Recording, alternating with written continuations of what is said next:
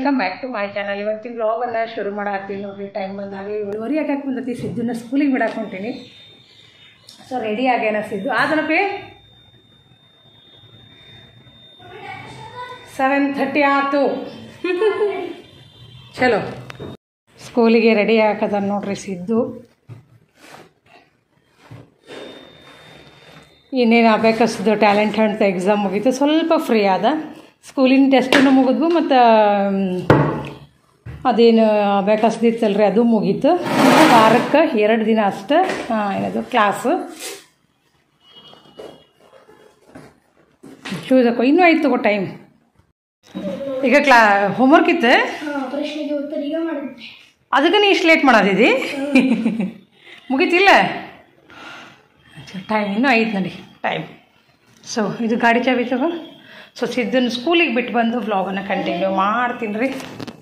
ಸಿದ್ದುಗ school ಬಿಟ್ಟು ಬಂದೆ ನೋಡ್ರಿ. ಟೈಮ್ ಆಗಲಿ 7:45 ಆಯ್ತು. ಸೊ ನಿನ್ನೆ ಗಿರಣಿಗೆ ಕೊಟ್ಟಿದ್ದೆ ಗೋಧಿ ಹಿಟ್ಟು. ಸೊ ಒಂದು ಸತಿ ನಾನು ಏನು ಮಾಡ್ತೀನಿ, ಒಂದು 5-6 kg ಹಾಕಿಸ್ಬಿಟ್ನೆ ಅಂತಂದ್ರೆ ಟೆನ್ಷನ್ ಇಲ್ಲ ನೋಡ್ರಿ. ಹಿಟ್ಟಿಂದು ಒಂದು ಪ್ಲಾಸ್ಟಿಕ್ ಚಮಚ ಇಟ್ಟಿರ್ತೀನಿ. ಸೊ ಇದನ್ನೇನು ಮಾಡಿದ್ದೆ ಅಂದ್ರೆ ಬಾಕ್ಸ್ ಡಬ್ಬಾನ ನಿನ್ನೆ ರಾತ್ರಿನೇ ಎಲ್ಲ ಕ್ಲೀನ್ ಮಾಡಿ ತಿಕ್ಕಿ ಇಟ್ಕೊಂಡ್ಬಿಟ್ಟಿದ್ದೆ. ಈಗ ಬೆಳಗ್ಗೆ ಏನು ಮಾಡಿಬಿಟ್ಟೆ, ಪಟ್ನ ಹಿಟ್ಟು ಹಾಕ್ಕೊಂಡ್ಬಿಟ್ಟೆ. ಹಿಂಗೆ ಖಾಲಿ ಆದಾಗ ಏನು ಮಾಡ್ತೀನಿ, ಎಲ್ಲ ದೊಡ್ಡ ದೊಡ್ಡ ಡಬ್ಬಗಳು ಏನಿರ್ತಾವಲ್ಲ ಎಲ್ಲ ಕ್ಲೀನ್ ಮಾಡ್ಕೊಂಬಿಡ್ತೀನಿ. ಹೀಗಾಗಿ ನನಗೆ ಹಬ್ಬದ ಕ್ಲೀನಿಂಗ್ ಅಂತಂದು ಹೇಳಿ ಜಾಸ್ತಿ ಏನು ನಾನೇನು ತಲೆ ಕೆಡಿಸ್ಕೊಳಂಗಿಲ್ಲ. ಸೊ ಇನ್ನು ನಿನ್ನೆಂತೂ ಎಲ್ಲ ಕ್ಲೀನಿಂಗ್ ಆಗಿತ್ತಲ್ರಿ. ಇವತ್ತೆಲ್ಲ ಒರೆಸ್ಕೋಬೇಕು. ಗ್ಲಾಸ್ಗಳು ಒರೆಸ್ಕೊಳ್ಳೋದು ಒಂದು ಕೆಲಸ ಆಕತಿ. ಆಮೇಲೆ ಅಮಾವಾಸ್ಯೆ ಬರೋಷ್ಟೊತ್ತಿಗೆ ಏನು ಮಾಡ್ತೀನಿ, ಸ್ವಲ್ಪ ಎಲ್ಲ ಬೆಡ್ಶೀಟು ಅವೆಲ್ಲ ತೆಗೆದು ಕ್ಲೀನ್ ಮಾಡ್ಕೊಂಬಿಟ್ಟೆ ಅಂತಂದರೆ ಕ್ಲೀನಿಂಗ್ ಆಗ್ತದೆ ನೋಡಿರಿ. ಸೊ ಒಂದೊಂದು ಮಾಡ್ಕೋತೀನಿ. ಯಾಕಂದರೆ ಸಿದ್ದುಂದೆಲ್ಲ ಅಂದ್ರೆ ನಿನ್ನ ಮುಗೀತು ಒಂದು. ಆ್ಯಕ್ಚುಲಿ ಹೇಳ್ಬೇಕಂದ್ರೆ ನಿನ್ನ ಮುಗೀತಕ್ಕಿದು ಏನಿದು ಅಬೇಕಸ್ದು ಏನಿತ್ತಲ್ಲ ಕ್ಲಾಸ್ ನಿನ್ನ ಮುಗೀತು. ಸೊ ಇವತ್ತಿಂದ ಒಂದು ಸ್ವಲ್ಪ ಫ್ರೀ ಆದೆ ಅಂತಲೇ ಹೇಳ್ಬೋದು. ಸೊ ಇನ್ನು ಇವತ್ತೆಲ್ಲ ಏನು ಮಾಡ್ತೀನಿ ಅಂದರೆ ವರ್ಷದೆಲ್ಲ ಆಲ್ಮೋಸ್ಟ್ ನಾನು ನಿನ್ನೆ ಡೀಪ್ ವ್ಲಾಗ್ ಎಲ್ಲ ಶೇರ್ ಮಾಡ್ಕೊಂಡಿನಿ ಅಂತ ಅಂದ್ಕೊಂಡಿನಿ ನೋಡಿರಿ. ಸೊ ಯಾರ್ಯಾರು ನೋಡಿಲ್ಲ ನನ್ನ ಕ್ಲೀನಿಂಗ್ ಯಾವ ರೀತಿ ಇರ್ತೈತಿ ಮತ್ತು ರೂಟೀನ್ ಹಬ್ಬದ ಮುಂದೆ ಯಾವ ರೀತಿ ಇರ್ತೈತಿ ಅನ್ನೋದು ನಿನ್ನೆ ವ್ಲಾಗ್ದಾಗೆಲ್ಲ ಶೇರ್ ಮಾಡ್ಕೊಂಡು ಇವತ್ತು ಜಸ್ಟ್ ಕಂಟಿನ್ಯೂ ಆದ ನಿಮಗೂ ಒಂಥರ ನೋಡೋಕೆ ಇಷ್ಟ ಆಗ್ತೈತೆ ಅಂತಂದು ಹೇಳಿ ಇವತ್ತು ಜಸ್ಟ್ ಬೆಳಗ್ಗೆ ಹೇಳಕತ್ತೀನಿ ನೋಡಿರಿ. ಸೊ ಇವನ್ನೆಲ್ಲ ಕ್ಲೀನ್ ಮಾಡ್ಕೋತೀನಿ. ಮತ್ತು ಒರೆಸ್ಕೊಳ್ಳೋದೆಲ್ಲ ಗ್ಲಾಸಸ್ ಒರೆಸ್ಕೊಳ್ಳೋದು ಒಂದು ದೊಡ್ಡ ಕೆಲಸ ಕತ್ ನಂದು. ಸೊ ಅದೆಲ್ಲ ಒರೆಸ್ಕೊಂಡ್ಮೇಲೆ ಮತ್ತು ಇನ್ನೇನು ಆಮೇಲೆ ಇವೆಲ್ಲ ಸೋಫಾದ ಕವರು ಬೆಡ್ಶೀಟ್ ಎಲ್ಲ ಒಂದು ಜಾಸ್ತಿ. ಯಾಕಂದ್ರೆ ಮಳೆ ಇವತ್ತು ಒಂದು ಸ್ವಲ್ಪ ನಿನ್ನೆಯಿಂದ ಒಂದು ಸ್ವಲ್ಪ ಇಲ್ಲ ನೋಡ್ರಿ ಮಳೆ. ಅಂದ್ರೆ ನಿನ್ನ ಮಧ್ಯಾಹ್ನ ಇತ್ತು ಒಂಥರ ಸ್ವಲ್ಪ ಹೊತ್ತಿರಂಗಿಲ್ಲ, ಮತ್ತೊಂದು ಸ್ವಲ್ಪ ಹೊತ್ತಿಗೆ ಶುರು ಆಗ್ತೈತಿ, ಹಿಂಗೈತಿ. ಸೊ ಈಗಂತೂ ಏನು ಇದ್ದಿದ್ದಿಲ್ಲ, ಸಿದ್ದು ಬಿಟ್ಟು ಬಂದೆಲ್ಲ. ಸೊ ಮಳೆ ನೋಡಿಕೊಂಡು ಎಲ್ಲ ಒಂದೊಂದು ಮಷೀನಿಗೆ ಹಾಕೋದೊಂದು ಕೆಲಸ ಐತಿ. ಸೊ ಇಷ್ಟೇ ಕ್ಲೀನಿಂಗ್ ನಡೆದೈತೆ ನೋಡಿರಿ. ಇನ್ನು ಶಾಪಿಂಗ್ ಅಂತಂದರೆ ಶಾಪಿಂಗಿಂದ ಏನಾದರೂ ಶಾಪಿಂಗ್ ಮಾಡಿದ್ದೆ ಅಂದರೆ ಶೇರ್ ಮಾಡ್ಕೋತೀನಿ.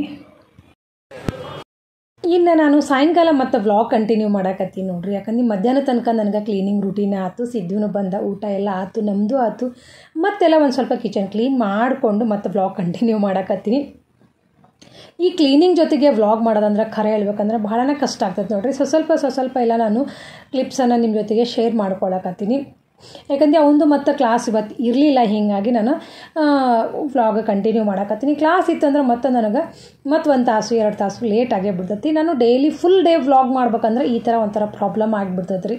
ಸೊ ಹೀಗಾಗಿ ಸ್ವಲ್ಪ ಶೇರ್ ಮಾಡ್ಕೊಳಕತ್ತೀನಿ. ಇಲ್ಲಿ ನಾನು ಒಂದು ಮನೆ ಮದ್ದನ ಅನ್ಬೋದು, ಒಂದು ನಾನು ಹೆಲ್ದಿ ಡ್ರಿಂಕ್ಸ್ಗೆ ಹಾಕೋ ಒಂದು ಪೌಡರನ್ನು ಮಾಡಾಕತ್ತಿದ್ದೆ. ಅದು ಅಲ್ಲದೆ ಇದನ್ನು ನಾವು ಬೆಲ್ಲದ ಅಡುಗೆಗೆ ನಾವು ಈ ಪೌಡರನ್ನು ಹಾಕ್ತೀವಿ. ಇದನ್ನು ಹಾಕೋದ್ರಿಂದ ಭಾಳ ರುಚಿ ಆಗ್ತೈತಿ ಮತ್ತು ಡೈಜೆಸ್ಟ್ನೂ ಆಗ್ತೈತಿ ತಿಂದಿಂದ. ಸೊ ಇದನ್ನೆಲ್ಲರೂ ಹಾಕ್ತೀರಿ. ಬಟ್ ನಾನು ಯಾವ ರೀತಿ ಮಾಡಿ ಇಟ್ಕೋತೀನಿ ಮತ್ತು ಯಾವ ರೀತಿ ಸ್ಟೋರ್ ಮಾಡಿ ಇಟ್ಕೋತೀನಿ, ಇದು ಯಾವುದ್ಯಾವುದಕ್ಕೆ ಉಪಯೋಗ ಆಕತಿ, ಮಕ್ಕಳಿಗಾಯ್ತು ದೊಡ್ಡವರಿಗಾಯ್ತು ಅನ್ನೋದನ್ನು ಈ ವ್ಲಾಗ್ನಾಗ ಶೇರ್ ಮಾಡ್ಕೊಂಡ್ರಾತು ಅಂತಂದು ಹೇಳಿ ನಾನು ಈ ಫುಲ್ ವಿಡಿಯೋನ ನಿಮ್ಮ ಜೊತೆಗೆ ನಾನು ವ್ಲಾಗನ್ನು ಶೇರ್ ಮಾಡ್ಕೊಳಕತ್ತೀನಿ. ಇಲ್ಲಿ ನಾನು ಒಣಶುಂಠಿ ಇರ್ತೈತಲ್ರಿ, ಒಣಶುಂಠಿ ತೊಗೊಂಡಿನಿ. ಒಣಶುಂಠಿ ಒಂದು ಕಪ್ನಷ್ಟು, ಒಂದು ಫುಲ್ ದೊಡ್ಡ ಬೌಲ್ನಷ್ಟು ತೊಗೊಂಡಿನಿ ನಾನು. ಅದ್ರ ಜೊತೆಗೆ ಒಂದು 15ರಿಂದ 20 ಏಲಕ್ಕಿ ಹಾಕ್ಕೊಳಕತ್ತೀನಿ. ಸಿಪ್ಪೆ ಏನು ತೆಗ್ದಿಲ್ಲ ನಾನು ಏಲಕ್ಕಿ. ನನ್ನ ಸಾಯಂಕಾಲ ಇದು ಏನಾಗ್ತೈತಿ ಅಂದ್ರೆ ನನ್ನ ಲೈಟ್ ಆನ್ ಮಾಡ್ತೀನಲ್ರಿ, ಅದು ನನ್ನ ಇದು ಗ್ಲಾಸಿಂದ ರಿಫ್ಲೆಕ್ಷನ್ ಬಂದುಬಿಡ್ತೈತಿ. ಹೀಗಾಗಿ ಒಂದೊಂದು ಸತಿ ವಿಡಿಯೋ ನಾನು ಈ ಸೈಡಿಗೆ ನಿಂತ್ಕೊಂಡ್ರೆ ಕ್ಲಿಯರಾಗಿ ಕಾಣಿಸ್ತೈತಿ, ಒಂದೊಂದು ಸತಿ ಈ ಥರ ಫ್ಲ್ಯಾಶ್ ಆಗ್ತೈತಿ. ಸೊ ಸ್ವಲ್ಪ ಅಡ್ಜಸ್ಟ್ ಮಾಡ್ಕೊಳ್ರಿ ಅಷ್ಟೇ. ಇನ್ನು ನೆಕ್ಸ್ಟ್ ಇದಕ್ಕೆ ನಾನು ಒಂದು ಫುಲ್ ಜಾಯಿಕಾಯಿನ ಕುಟ್ಟಿ ಹಾಕ್ಕೊಂಡೀನಿ. ಇದನ್ನೆಲ್ಲ ನಾನು ನುಣ್ಣಗೆ ಪೌಡರ್ ಮಾಡ್ಕೊಂಡೀನಿ ನೋಡಿರಿ. ಸೊ ನೋಡ್ತಿರ್ಬೋದು ಇಷ್ಟೊಂಡ ಪೌಡರ್ ಆಗೈತಿ. ಇಷ್ಟೊಂಡ ಯಾಕೆ ಮಾಡೋಕ್ಕೆ ಇಡಕತ್ತೀನಿ ಅಂದ್ರೆ ಇನ್ನು ಶ್ರಾವಣ ಬಂತು ಅಂದ್ರೆ ಹಬ್ಬಗಳ ಸುರಿಮಳೆನೇ ಶುರು ಆಗ್ತೈತಲ್ರಿ. ಸೊ ಹೀಗಾಗಿ ಇನ್ನು ನಾವು ಬೆಲ್ಲದ ಅಡುಗೆನ ನೈವೇದ್ಯಕ್ಕಂತ ಪ್ರಸಾದ ಅಂತ ಮಾಡ್ತೀವಿ. ಅದು ಇತ್ತಿತ್ತಲಾಗ ನಾವು ಸಕ್ಕರೆ ತಿನ್ನೋದಂತೂ ಕಡಿಮೆ ಮಾಡಿಬಿಟ್ಟಿವಿ. ಸೊ ಬೆಲ್ಲದ ಐಟಮ್ಸ ನಾವು ಜಾಸ್ತಿ ಮಾಡ್ತೀವಿ. ನಾನು ಆ್ಯಕ್ಚುಲಿ ಬೇರೆಯವ್ರು ಮಾಡ್ತಾರೋ ಇಲ್ಲ ನನಗೆ ಅದು ಗೊತ್ತಿಲ್ಲ. ಸೊ ನಾನೇನು ಮಾಡ್ತೀನಿ ಅಂದರೆ ಹೆಚ್ಚಾಗಿ ಬೆಲ್ಲದ ಒಂದು ಸ್ವಲ್ಪ ನಾನು ಈಗ ಜಾಸ್ತಿ ಮಾಡಕತ್ತೀನಿ. ಅದು ನಮ್ಮ ಮನೆ ಒಳಗೆ ಹೆಚ್ಚಾಗಿ ಆರ್ಗ್ಯಾನಿಕ್ ಬೆಲ್ಲನೇ ಇರ್ತೈತಿ. ಯಾವ್ಯಾವ ಆರ್ಗ್ಯಾನಿಕ್ ಸಿಗ್ತಾವಲ್ರಿ ಅದನ್ನು ಇನ್ನು ಯೂಸ್ ಅಂತೂ ಮಾಡಕತ್ತೀನಿ. ಸೊ ನಾವು ಭಾಳಷ್ಟು ಸತಿ ನಾನು ಹೇಳೀನಿ, ಇನ್ನು ಬೆಲ್ಲ ಏನಿರ್ತೈತಲ್ಲ ನಮ್ಮ ಮನ್ಯಾಗ ಆರ್ಗ್ಯಾನಿಕ್ಕನೇ ಇರ್ತೈತಿ. ಸೊ ಹೀಗಾಗಿ ಬೆಲ್ಲದ ಅಡುಗೆಗೆ ನಾವು ಇದನ್ನ ಯೂಸ್ ಮಾಡ್ತೇವೆ. ಅದು ಅಲ್ಲದೆ ಮಕ್ಕಳಿಗೆ ಒಂಥರ ಮನೆ ಮದ್ದು ಇದ್ದಂಗೆ ಐತೆ ನೋಡ್ರಿ ಇದು. ಇದನ್ನು ನಾನು ಫಿಲ್ಟ್ರ್ ಮಾಡಿ ಸಾಣಿಸ್ಕೋತೀವಲ್ರಿ. ಯಾಕಂದ್ರೆ ಈ ಶುಂಠಿ ಮತ್ತು ಏಲಕ್ಕಿ ನಾವು ಮಿಕ್ಸಿ ಮಾಡ್ಕೊಂಡ್ವಿ ಅಂದರೆ ಅಷ್ಟು ಸಣ್ಣಕ್ಕಂತೂ ಆಗಂಗಿಲ್ಲ. ಸೊ ಅದನ್ನೆಲ್ಲ ಸಾಣಿಗೆ ಹಿಡ್ಕೊಂಡು ನಾನು ಮೇಲಿಂದ ಏನು ಚಲ್ಟ ಅಂತೀವಿ ನಾವು, ಚಲ್ಟ ಬರ್ತೈತಲ್ರಿ ಅದೇನು, ಅದನ್ನು ಮತ್ತೊಂದು ಸತಿ ಮಿಕ್ಸಿ ಮಾಡಿಕೊಂಡು ಎಲ್ಲ ಫುಲ್ ನಾನು ಸಾಣಿಗೆ ಹಿಡ್ಕೊಂಡು ಒಂಥರ ಡಬ್ದಾಗ ಹಾಕ್ಕೊಂಡು ಸ್ಟೋರ್ ಮಾಡಿ ಇಟ್ಕೋತೀನಿ. ಈ ರೀತಿ ಮಾಡಿ ಇಟ್ಕೊಂಡೆ ಅಂದರೆ ನಂಗೆ ಒಂದು 5-6 ತಿಂಗಳಂತೂ ಏನೂ ಆಗಂಗಿಲ್ಲ. ಆಮೇಲೆ ಒಣ ಶುಂಠಿ, ಜಾಯಿಕಾಯಿ ಮತ್ತು ಏಲಕ್ಕಿ ಪೌಡರ್ ಅಂತೂ ಏನೂ ಆಗಂಗಿಲ್ಲ ರೀ. ಇದು ಮಕ್ಕಳಿಗೇನು ಹೆಂಗೆ ಯೂಸ್ ಮಾಡ್ಬೋದು ಅಂದರೆ ಸಣ್ಣ ಮಕ್ಕಳಿಗೆ ಈಗ ಹೊಟ್ಟೆ ನೋವು, ಗ್ಯಾಸು, ಶೀತ, ನೆಗಡಿ ಮಳೆಗಾಲದಾಗತ್ತು ಚಳಿಗಾಲದಾಗಿ ದೊಡ್ಡವ್ರಿಗೆ ಸಣ್ಣ ಮಕ್ಕಳಿಗೆ ಎಲ್ಲರಿಗೂ ಕಾಮನ್ನಾಗಿ ಇರ್ತೈತಲ್ರಿ ಸ್ವಲ್ಪ ಜ್ವರ, ನೆಗಡಿ, ಶೀತ ಅಂತ ಕಾಮನ್ನಾಗಿ ಬಂದಾಗ ನಾನು ಹೇಳಕತ್ತೀನಿ.